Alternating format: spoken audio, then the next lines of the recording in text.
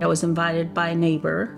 I was looking for a church home. We went to Foundry on Jones Road, and I just felt instantly like it was home. The people were very welcoming, and just helped me with all the things that somebody new to a city needs, right? So immediately I made those connections at Foundry, and we've been there ever since. It's been 19 years. At the time, our kids were very, very young, so it was a good opportunity to bring them into VBS and Sunday school and those types of programs. They were actually very good, and they still are.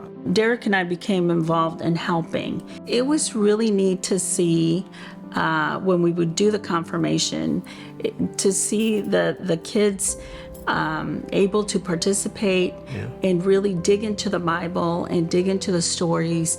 And then they would draw out their own experiences, either from school or from home. And Jason was a kid that from early on, I'm going to say 8 or 9, was always very inquisitive.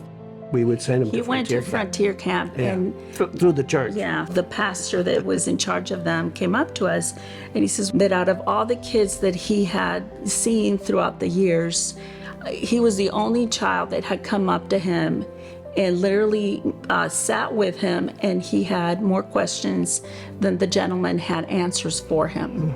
God's hand was in all of this. Every time he had a question, he had somebody to turn to, whether it was Ray, whether it was Teresa, whether it was somebody else at Foundry that was able to guide him.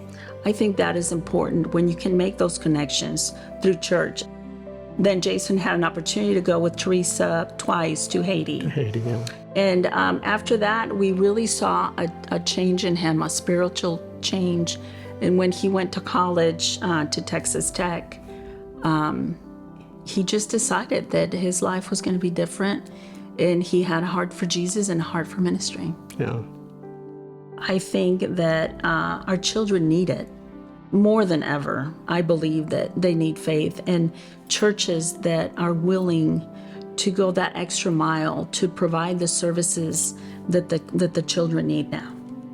We were really lucky that we had Foundry, and that through Foundry, our son Jason is doing what he's doing today. He's doing college ministry in Utah.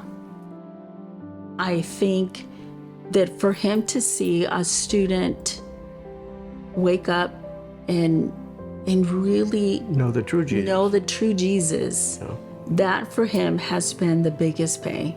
And he's said that over and over.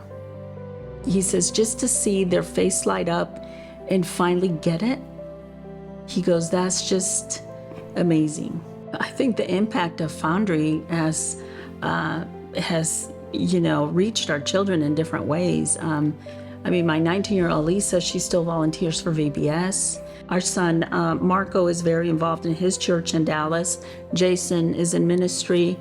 That foundation that we have laid for all 4 of them, it's flourishing in their way. And our hope and prayer for our 4 kids is that their faith continues to be as strong so that they can pass it on to their children.